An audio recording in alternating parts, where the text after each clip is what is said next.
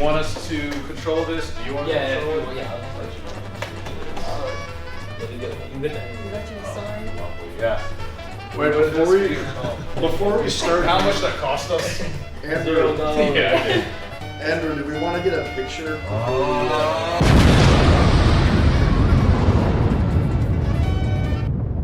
Good?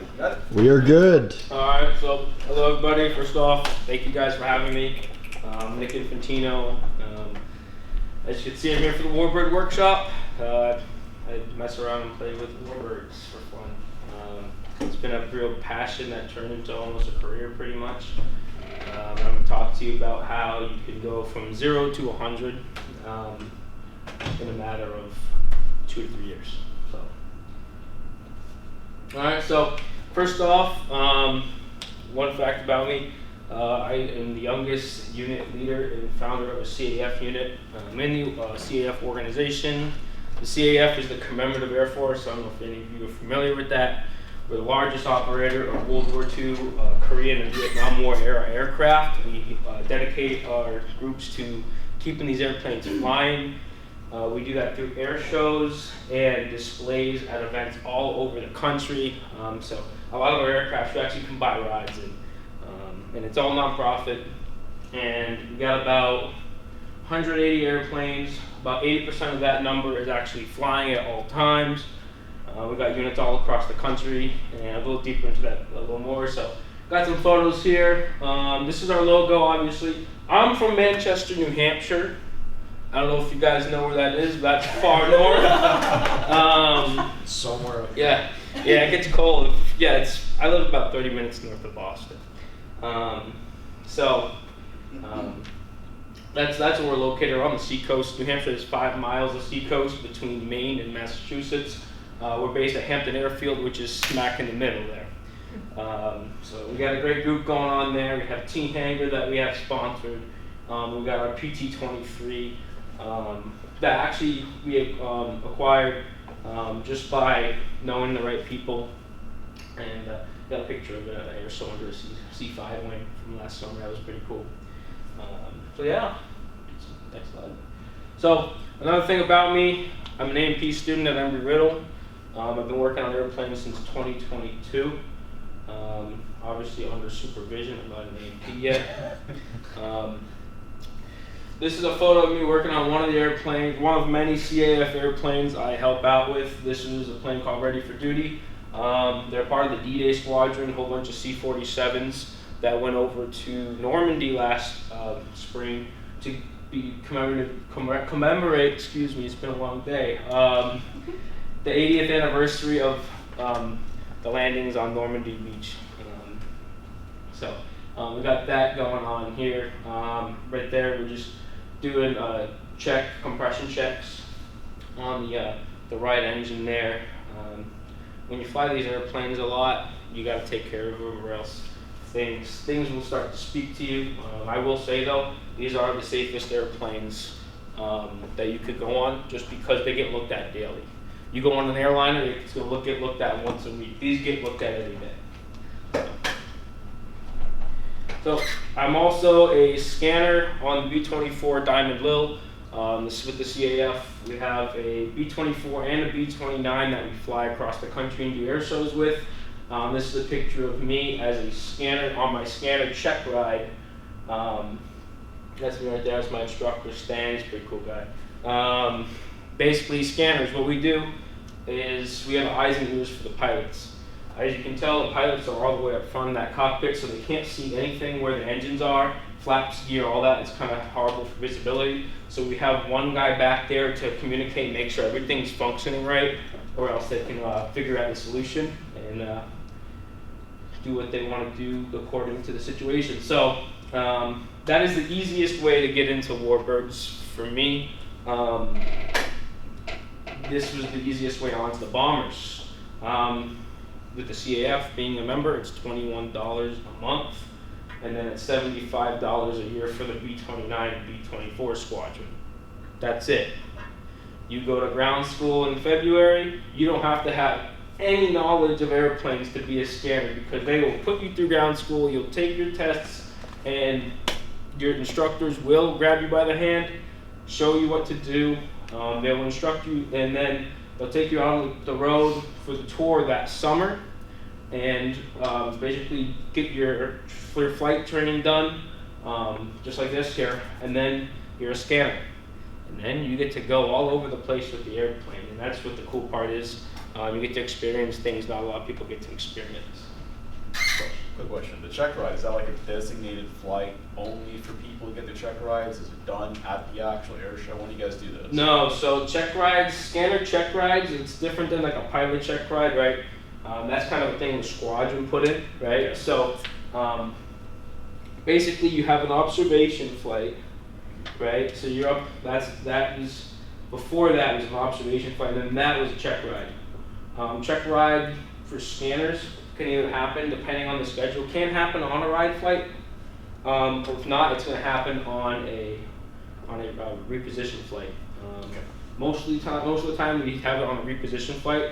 That means when we go to town, like this was Westfield to Albany. Westfield to Albany, that was town to town, we had no passengers. That's usually when we do all our training. Gotcha. For the pilots, flight engineers, that kind of stuff, only on reposition flights. That's just because of safety and things like that, because we also do have to spend more time in the air. 3 takeoffs, 3 landings. Passengers might get uncomfortable just because it's loud, noisy, hot, there's wind, smell oil, So it's one of those things we gotta just watch out, just safety-wise. So then, yeah, this is the B-29 Fifi, that's owned by our organization. This B-29 has been in our hands since the late 60s, early 70s. It was owned by the Navy after its time in the Air Force. It was used as a bombing target. It was getting shot at by missiles in China Lake, California. Basically, CAF saw one of the guys in the CAF in the early days was flying over the desert, saw a glare of light come down from the desert, and went, that's not supposed to be there. Ended up finding a whole bunch of B-29s with holes in them. And this was B-29, it had number 13 on the front of it. That was it. This was the one that had the least amount of cockpit glass shattered. It did have a lot of holes in repair, and within a remarkable amount of time, they got the airplane ferryable and ferried it, and then they restored it. Since then, this plane's been restored twice. A lot of money and time and effort has gone into this airplane. I'll tell you, flying the B-29 is, well, it all pays off when you're in the air on it. It's a lot of work. I'll tell you, we got 18-cylinder radials on this thing. They're right 30 to 50 engines. They're pretty big. And the fuel burn and the oil and all that, it's just big quantities. So it really takes a team of volunteers to take care of this airplane. And one thing I will say, I come from an average family. I had no aviation background. I just, during COVID, really got interested into this stuff. And then in 2021, I kind of started that CAF unit. I knew one person at the time. That contact grew into what it is now. And in 2022 is when I got on the road with these guys. So from a flight engineer trainee on this airplane, I don't have a picture of it on here for some reason, but the flight engineer panel on this airplane is very complex. When you see this plane turn and taxi on the ground, that is all by the flight engineer. You can't control this airplane on the ground by nose wheel steering. That is a free moving nose wheel, right? We call it free casted nose wheel. So you need brakes and throttle differentials to turn the airplane. So the pilot calls out power settings to the flight engineer who's facing backwards. So to make it even more fun, you're not even sitting the same way as everybody else. And you basically work towards that. And so far it's been interesting. I'm in the beginning stages of that since I did more stuff on the B-24. But it's been a good journey so far. Another airplane I help out with a little bit. This is the P-51 gunfighter. It's a P-51 Mustang, real P-51 Mustang. This is actually one of the most famous P-51 Mustangs. They do rides all over the country. They do air shows as well. This goes on the road with us on the tour, and I'm able to help out just minor things with it. This is a photo I took about maybe a month and a half ago. get a wash and wax on it. Self clean the airplanes. That's the biggest thing here is, and you'll see down below in the presentation. Offer help. If you be that person that does anything, I mean, they'll like you and they'll reward you. So here's a photo. This was during an engine change.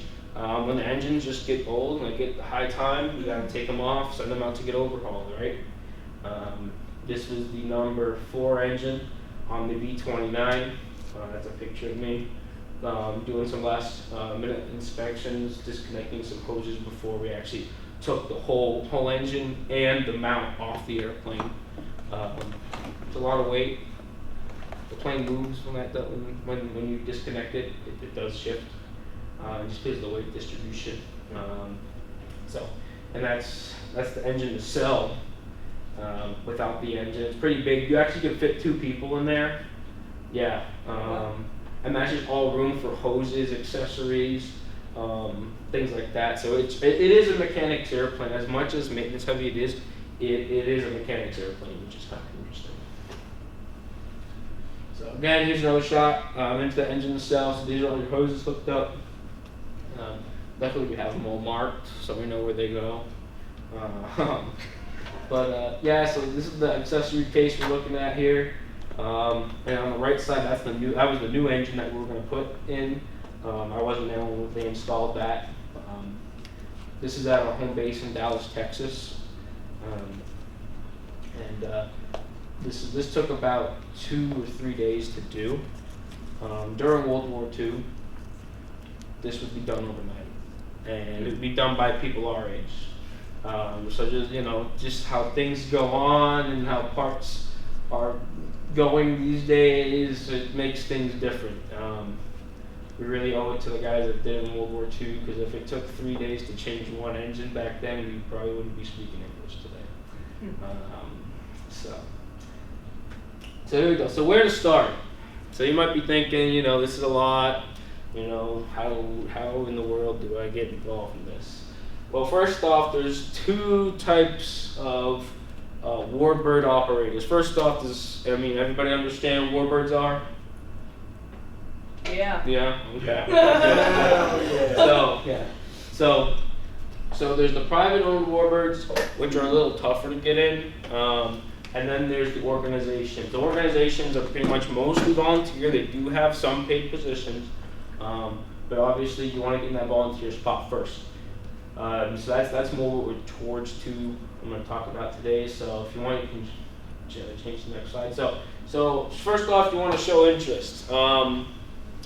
This was a photo of me when I actually was just starting my New England wing, when the tour came to my town close to me up in Nashua, New Hampshire. There's a picture of me and the steerman. The reason why I have this picture is, again, I was just a person that was interested, just like some of you guys, and had me sit in the steerman. And I had a meeting from the CAF unit I started that next day, and they just saw that I was interested, and it just grew from there. So if you really show interest, you obviously don't look at people through their eyes, but show that you're interested, that you want to help out, you think the airplanes are interesting. Ask questions. That's the big one. Ask questions. If you ask questions, that pretty much describes your interest. So if you want to go to the next one, this is a picture of me when I was little. Kind of when I started seeing some of these airplanes just at shows and museums. I didn't really think I'd be working on these years later, but this is a picture of me with a T-28 in the background. If you go to Sun and Fun, there's a lot of those there. They're pretty cool. They make some cool noises.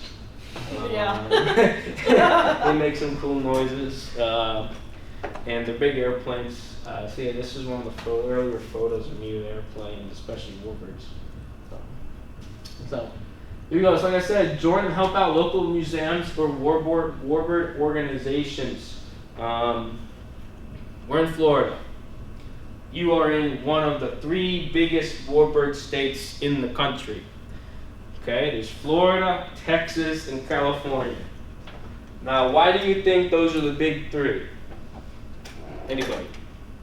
Weather. Weather, that's one. Rich people. That's another thing that connects with the weather. These airplanes are not cheap to operate. Someone like us, coming out of high school, going into college, is not going to have $2 million to buy a fighter or rebuild some crazy airplane. But there are people that want to do that, and they're out there, and that's where they live usually, Texas, Florida, or California. And at the same time, they do need help. Those guys cannot do it alone, and they understand that, and that's where we come in. Because once you get your foot in the door, it's just going to climb the ladder at that point. So in Florida, we got Valiant Air Command, as you guys know. The CAF has 3 units here, actually. We got the Florida Wing in DeLand, Florida. We got Tampa Bay Wing in Lakeland, where Sun and Fun is. And then there's the Floribama Wing. It's up in the Panhandle, I forget the town. But anyways, so there's those CAF groups, and then there's Valiant Air Command. And besides that, there's a whole bunch of private-owned stuff all over the airports here. I mean, for that, it really doesn't matter which airport you're at. There's always something interesting. But again, just show interest, so you want to help, especially these volunteer organizations. You help them out, they reward you. So yeah, this is a photo that we're at Tri-Cities Airport in Tennessee. Last year we did a tour stop there. What's interesting about organizations like the CAF is people come from all walks of life.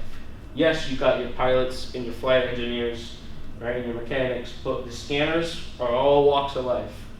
We got guys who basically, they own construction companies, they do construction. We got guys that, we got a lot of guys that are ex-military, just because they kind of want to get that feel. I'm not going to say it's like the military, because it's not, but that's kind of the majority of the people there. So that, they kind of can talk about the same things. But what's cool about this is we all share the same interest, and that's warbirds. So we do go to shows together, we do ride events together. It's probably one of the best teams of people I've been a part of so far. It's pretty much like my second family, and that's just because of how much we all have the same passion and how much interest we put into it to help each other, to make things happen. To make an event happen with these airplanes, it's not easy. You got to make sure the airplane's ready to go. You got to make sure you got a pilot ready to go. You got to make sure the online paperwork's ready to go. We run a software called Rally Point. What that is all the CAF airplanes are on that. That's how we check, make sure the airplane is legally ready to go. And what could take that airplane out of service could be literally anything. Could be the pilot, could be weather, could be something at headquarters or paperwork, it could be anything. So we got to make sure everything's in the green before we go. And then obviously we got to make sure that there's people on the ground to safely keep the crowd at a certain distances, and also any maintenance as well. So here's a CAF location map. As you can see around the Texas area, it's pretty much just all over there. That's because the CAF started in Texas, started in Harlingen, Texas, all the way down here on the border back in 1957. Since then, they expanded.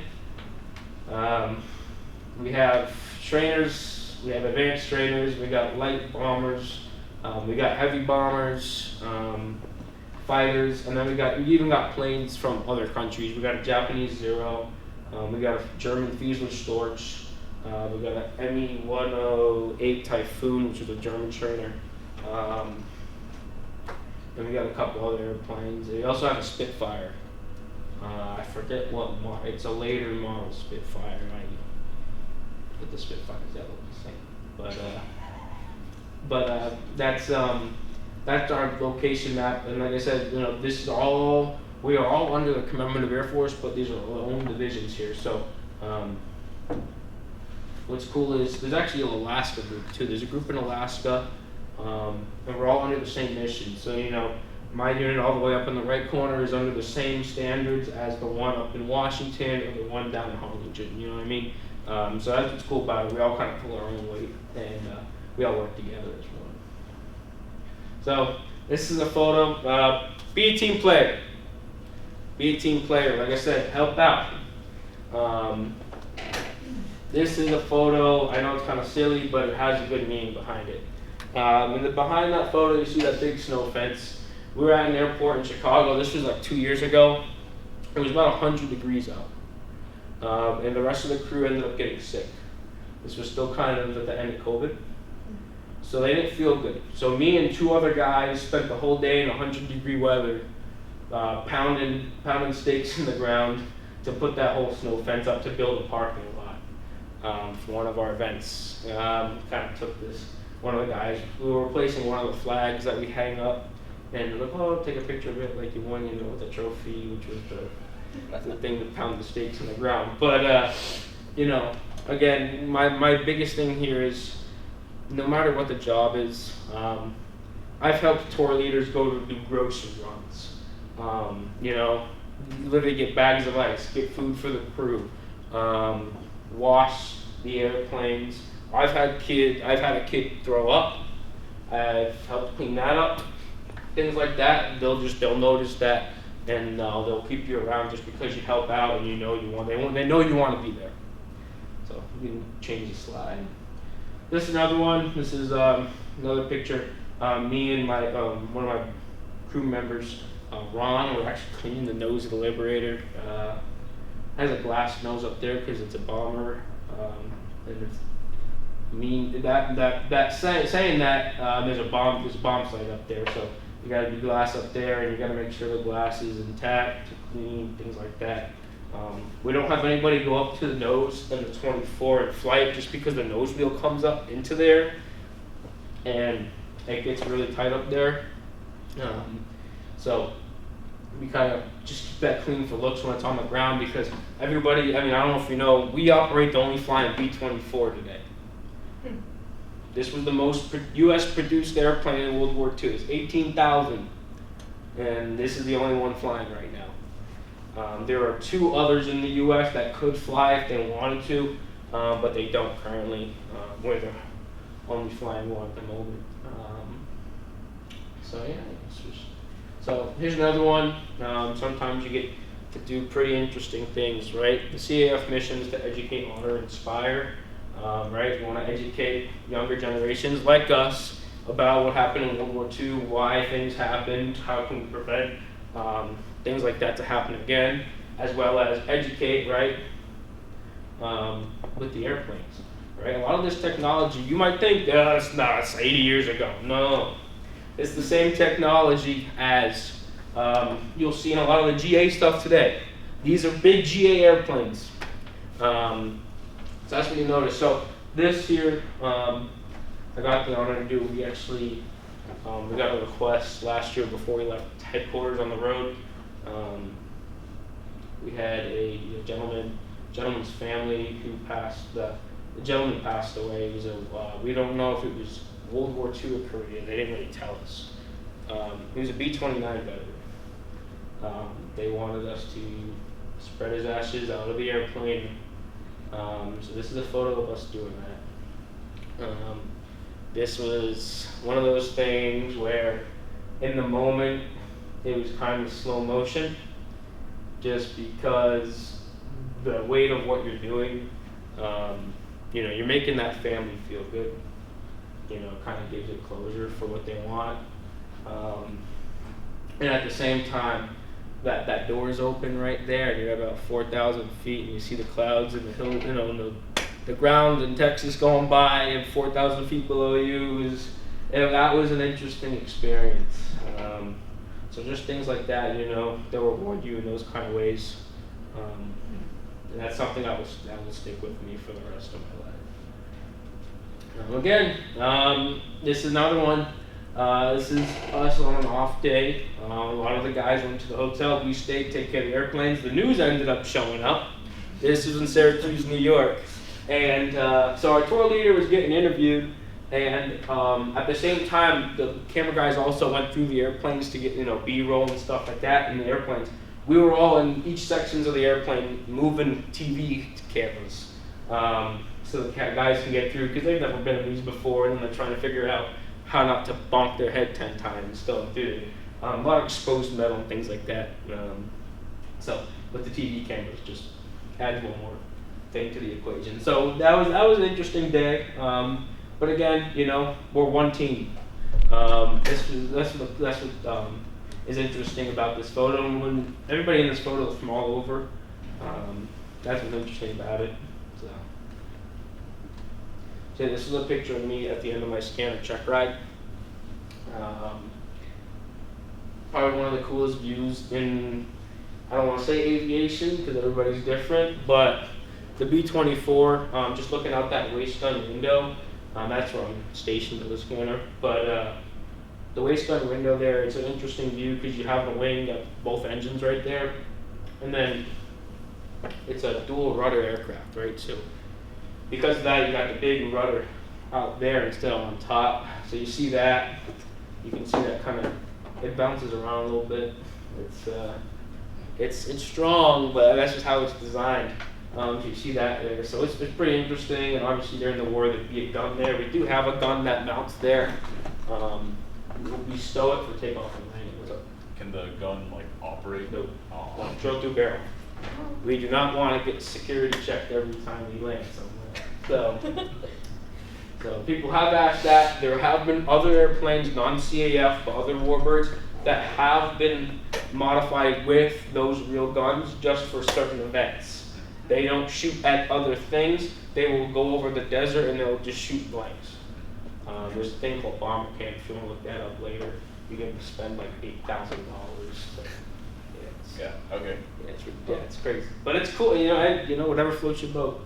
So yeah, so that's the picture of my scanner check ride. That was a big deal. You know, one of the first events I went to as a kid, and I saw a B-24.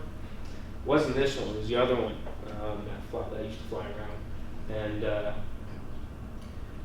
this is kind of a interesting, you know, full circle kind of thing. So you can change the slide. This is another picture from the B-24 in the air. Like I said, probably one of the coolest views. Got your waist gun window here. Waist gun, basically you untie that up top, it swings down, you pin it right here in this hole. Sometimes the wind likes to take it when you stick that barrel out, so you gotta wait, you gotta be ready to hold on. Anybody here familiar with the ball turrets at all on the bombers in World War II? So this airplane was the 25th B-24 built, 18th production one built. This is one of the earliest B-24s in existence. This was made before the ball turret. You can't see it in this picture, but see this glass right here? There's actually a hole. This gun goes in that hole, and they would actually swing it in the floor and shoot out of the floor. It was called the tunnel gun. It was not effective. You know, you're probably better off shooting with your eyes closed. But that's what they had, and you'll see through this airplane, you can see certain things they try to do for improvements on the airplane during the war, and you know, down the line, that this airplane, you know, became that test bed for modern technology in the B-24. So the glass tarts that you see on top of all three B-24s, like the J models, that was developed over this airframe. And then obviously in the back too, that tail gun, that's an open tail gun, right? You got no coverage, you're out there in the wind with a gun. You know, later models, they changed over to the tart with the bulletproof glass, and that probably saved a percentage of lives. Another thing too, with that being exposed like that, bullets can fly in and hit the guys in the back as well that are in the waist gun area. And the radio operator, where I was standing in this photo, behind me is where the radio operator deck is, and it's above where you go under into the bomb bay. So that's where I was standing during this photo. And like I said, it's in a lot of exposed metal. You can see the control cables going through the top there. But it's a solid airplane. It's solid airplane. We call it the truck, the dump truck. But yeah, Again, here's a picture of me. This was my second flight as a scanner, coming into Pittsburgh, Allegheny County Airport, Allegheny, Pennsylvania, just right at the suburb of Pittsburgh. That's a picture of me doing that. So again, you know, this was on that same trip where I got certified as a scanner, so things like that. A lot of things like that basically made it feel full circle, and you can do it. You can do it. You wear a headset? Yes. So we have supplied headsets. We actually are sponsored by Bose. So yeah, we're sponsored by Bose. You know, very good sponsors. So we actually get A20s from them. So we all run A20s. If you run anything else, you're not gonna hear anything. When these things go to full power, right? You can feel it in your chest. You can't hear yourself think for a couple seconds. If you had A20s, you're fine. But if you don't, I've flown on them without it, your head will be pounding for the rest of the week. I promise you that. So things like that, that's a safety thing too. I mean, really, you need to hear your crew members if something happens, right? So we get taken care of by Bose, which is really nice. You'll see in videos if you go online and watch our airplanes, there's a guy who stands in front of the airplanes when they start up. We call them the long line. They communicate to the cockpit, make sure, you know, because if they're running wet, when we start the engine, they tell them that it's running wet, dry, things like that. If there's certain types of smoke, just so they know what's going on. It saves a lot of hiccups having that person stand out there during engine start. The big problem is some people forget that the airplane likes to move when those engines start, right? If you got engines 1 and 2 start, but not 3 and 4, for example, the airplane's going to want to go to the right. If you have that cord, right, for the A20s, you have that cord, and it's close to that nose wheel, the nose wheel sometimes will run over it, and you got to replace the cord. So we're very thankful for Bose for sponsoring us. Sometimes, yeah. So yeah, this is a shot I got out of the B-29. I've done about 3 or 4 B-29 flights and about 20 B-24 flights. And all for a fraction of the cost that you would spend on buying a ride. And this was on a transition flight. This was about a 3-hour flight, so I was up there for a while. And what's cool is, you know, I wasn't a crew member that day, so I got to switch around, go to the tail gun, go up top to the top turret. What's interesting on this airplane, you see no gun there, right? It looks like it's kind of floating in the air. There's remote control turrets on this airplane. So General Electric actually made, it was classified at the time, remote control computer operated turrets. So basically do trajectories, things like that, you know, and meet the points with the moving target. Specifically made to shoot the zero down. This airplane was it was just made for the Pacific, really. They needed high altitude, long range bombers. That's probably, yeah, that's me. One of them little guys. So yeah, the airplane can go long range. And later in the 50s, they turned them into tankers, and they also made them able to be refueled, so they could even go longer. At one point, a B-29 actually had the long distance record, longest flight. I mean, it got pretty much, I don't think it exists today, but for that time, to fly something like that far, is pretty big of a deal. So, this is a photo of our crew before we left Dallas last spring. Like I said again, we got people from all over, all different walks of life. We got people from Colorado, we got people from Louisiana, people from California, people from New York, Massachusetts, New Hampshire, Florida. We do have a few from Ohio, and we do have Nevada, I believe, and Arizona. All different ages. And this is what I mean, like, any one of you could really sign up, and if you really wanted to do this, make the work happen, go to the ground school. It's a weekend in February.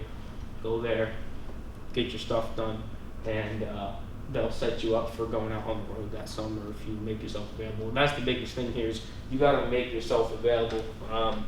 You first got to volunteer, but at the same time, make yourself available. If you make yourself available, you get to get the job done that you want to get done there, right? And B, they probably will reward you with something. I've been rewarded with a Mustang ride. That was something I did not expect. Obviously, they did that probably on purpose, but that was one of the days. That was probably one of the most unforgettable flights I've ever done. So yeah, this is our crew. And like I said, this is our young crew, right? There's me, he's Jacob, he's a year older than me, he's 21, and then Corbett, I think Corbett's my age. So we're kind of younger guys, and we need more younger people. Each year we have less older people going out on the road, and we have a crew shortage. Then the airplanes get stuck, and they're there for an extra 2-3 days because we can't get pilots, and we can't get scanners. So really, we really need young people to try to help, even if it's, one week out of the year. If you can just go on the road for one event, that's better than nothing. Change it. So this is probably the money shot. So I'm flying the Millennium Falcon. Yeah. So this is the bombardier seat in the B-29.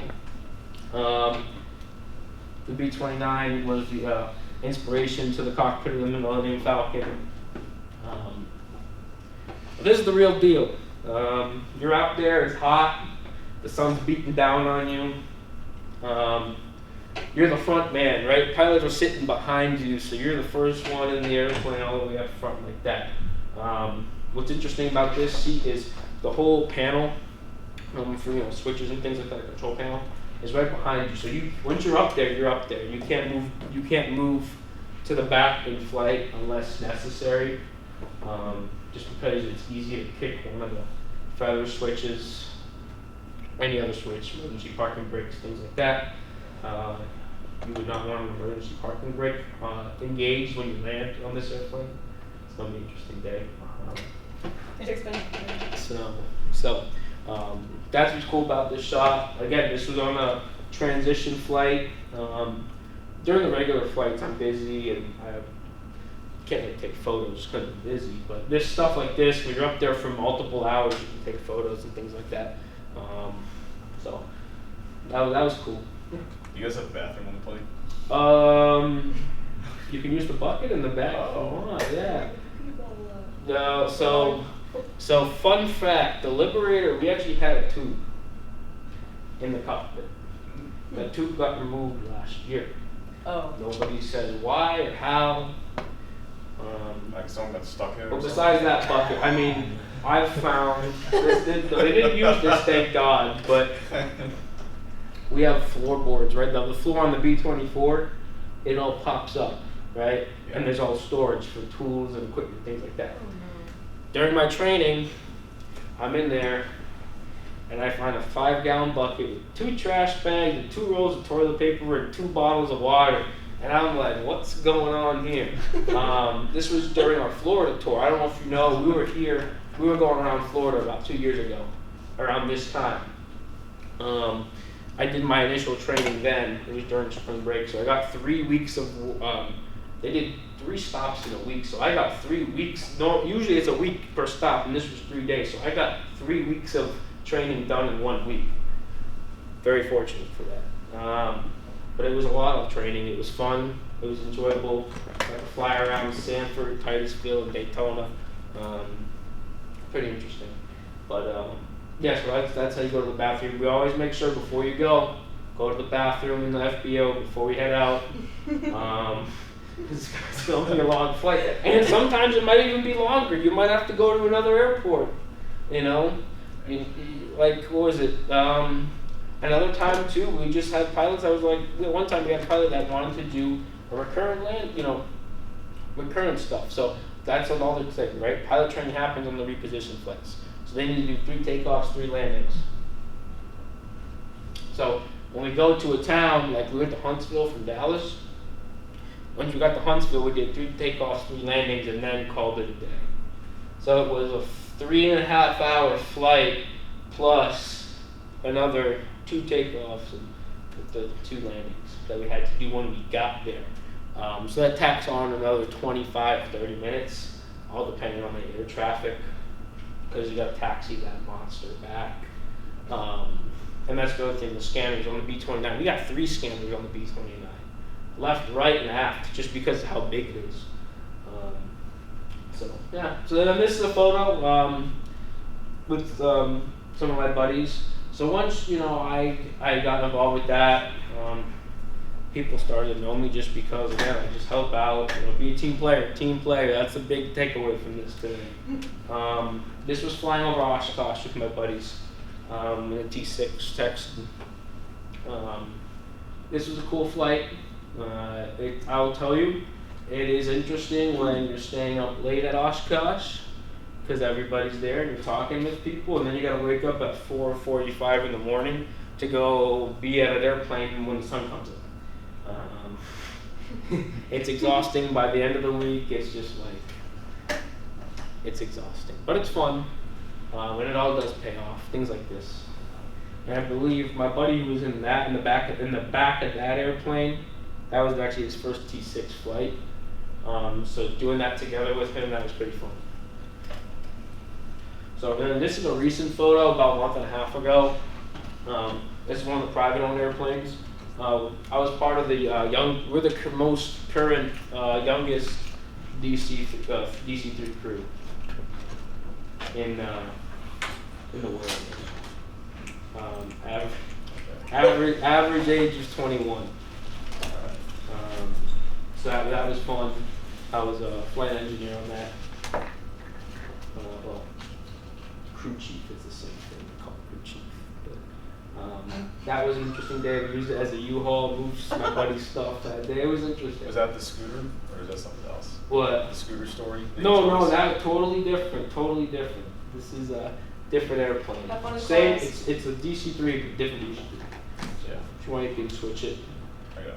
So, and again, opportunities, right? I've been able to go out to Oshkosh just by knowing people and helping them out, get opportunities to fly up to Oshkosh, just by being available. Last summer was pretty special. We got to fly the B-29 with the other B-29 dock with Lancaster, the only flying Lancaster bomber in North America. Yeah. They're out of Canada, so it was cool, and things like that. If you just help out, even if you just talking with those guys, I learned a lot of things from them, and I ended up getting offered, hey, if you want, we'll help you get up to Canada for a weekend if you want to come turn wrenches with us, and that's on a Lancaster. I mean, a lot of people these days, especially our age, cannot say, they turn wrenches on Lancaster. So obviously, I've been busy with school. Just remember, I still go to school. So I have not done that yet with those guys, but I do have the contacts.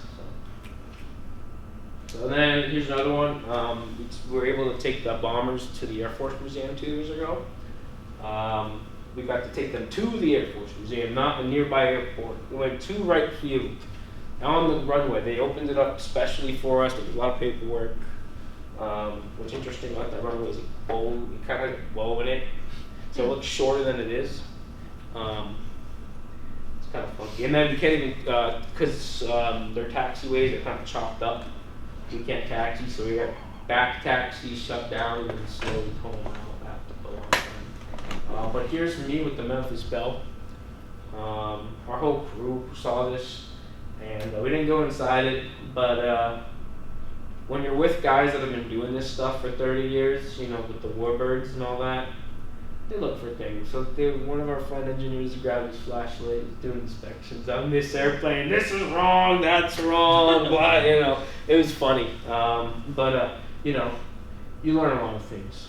And this was probably one of the special days. If you go to the next slide, Here's another picture of the Lancaster. This wasn't open for tours at Oshkosh, but again, because of the opportunities I got by helping out and being available, I got to go up in the cockpit of this Lancaster. It makes a B-29 feel small. It's just big. It makes the B-17 look small.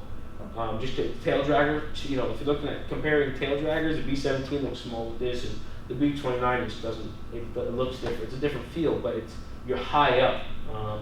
I think I have a picture of me in the cockpit. If you go to the next one, yeah, this is from the ground. That's how high. That's how high up it is. That's no zoom, nothing. That's just.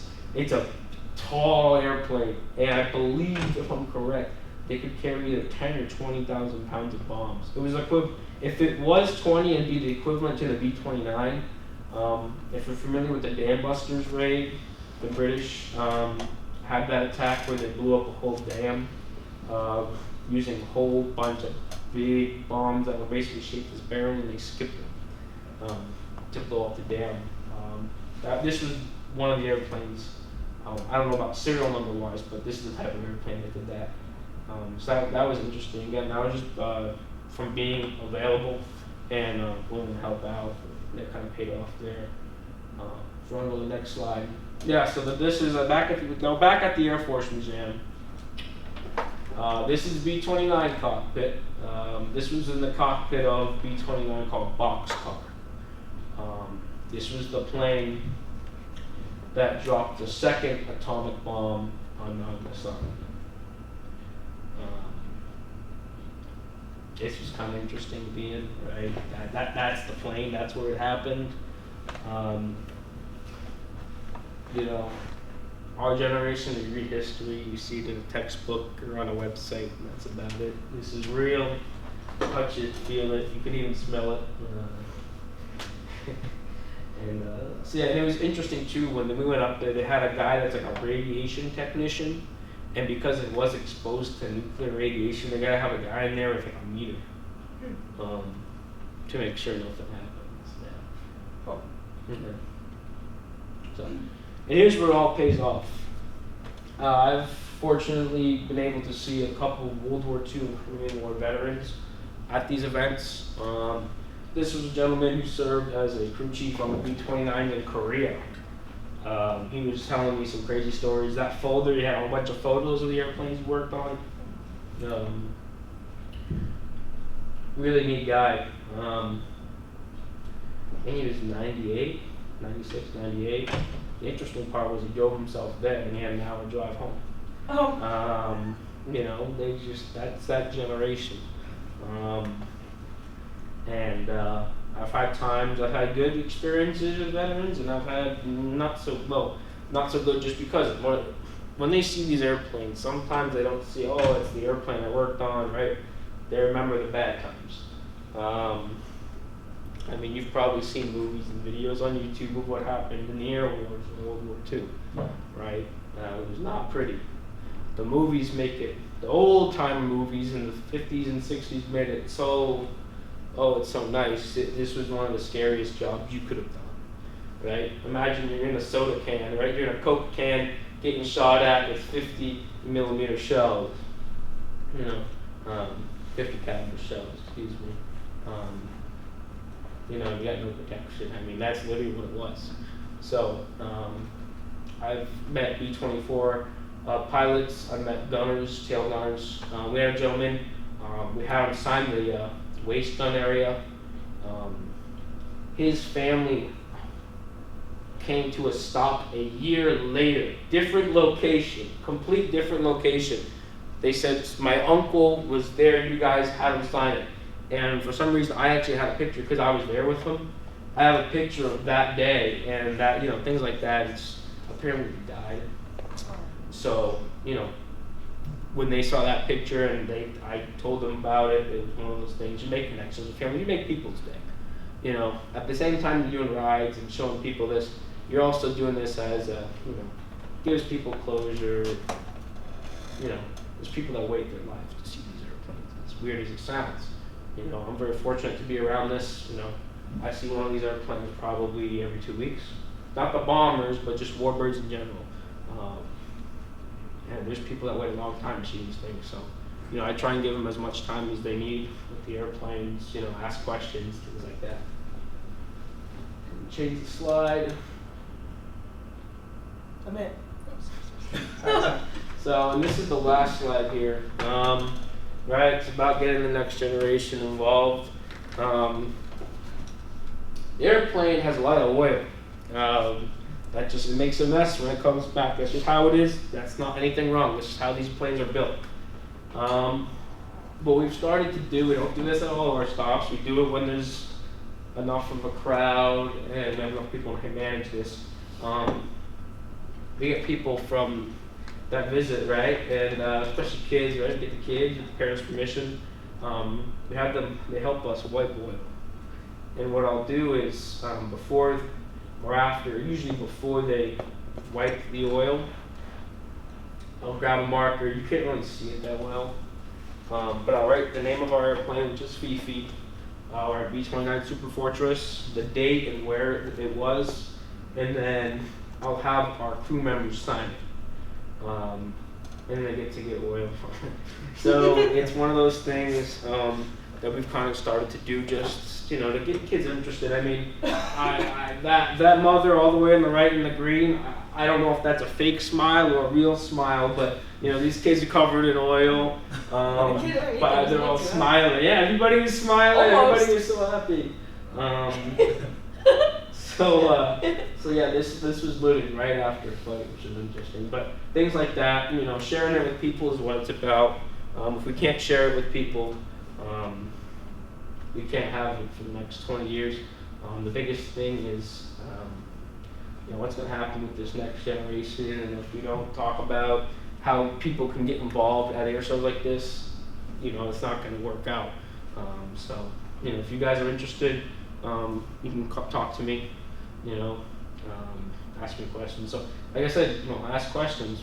This is pretty much the end of the presentation, so if you guys have any questions, fire away. I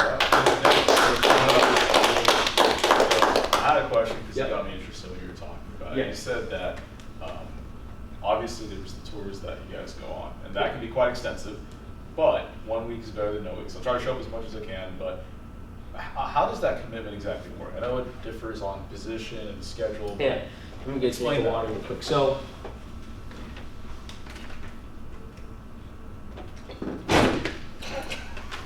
Great job with that. Sorry. So basically, how this position works, right? Like I said, you sign up for ground school, right? You got to join the CAF, which is 21 a month. It's $75 on top of that for the B-29 and B-24 squad. We're the ones that operate that. So if you guys, if you're interested or whatever, talk to me after, and I can get you guys hooked up with them. Ground school is mandatory. If you don't go to ground school, you can't go on the road. Ground school is one weekend in February. Usually it's around the Daytona 500. Last 2 years it's been on the Daytona 500 weekend. I'm at school at Embry-Riddle in Daytona and trying to get in and out of there has been a hassle. I didn't go this year because I can't go on the road this year. But ground school registration, I mean the biggest cost with that is really hotel. You only need to be there for 2 days, so 2 nights, right? So if you try and save that money about 3 months, 4 months ahead, gives you enough time, wiggle room if you have to spend the money somewhere else if something happens. But be prepared for that cost. With hotels and flights, it's probably be $350 to $450, right, in total. I mean, you don't need a big bag to go to Dallas, Texas for 2 days. Fly Spirit, suck it up. People are like, hey, no, just hop on Spirit, hop on the banana and go to Dallas, right?